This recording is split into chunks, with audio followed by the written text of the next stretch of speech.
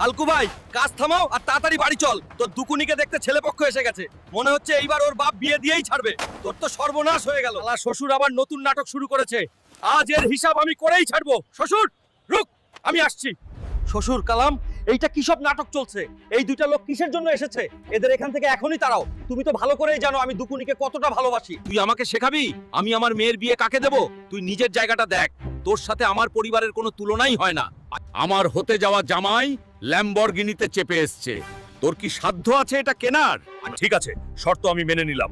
মনে রাখিস, এই জায়গাতেই যদি তোর মেয়েকে হেলিকপ্টার করে নিয়ে যেতে না পারি, তাহলে আমার নাম হালকু নয়। মালিক, আমি আপনার এই বিল্ডিং এর পুরো কাজটা একাই করতে চাই।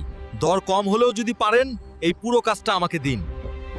তুই এই কাজটা করতে পারবি, কিন্তু মনে রাখিস কাজটা একদম ঠিকঠাক আর নিরাপদ হতে হবে। কিছু ভুল হলেই 1 টাকাও পাবি না, মনে রাখিস।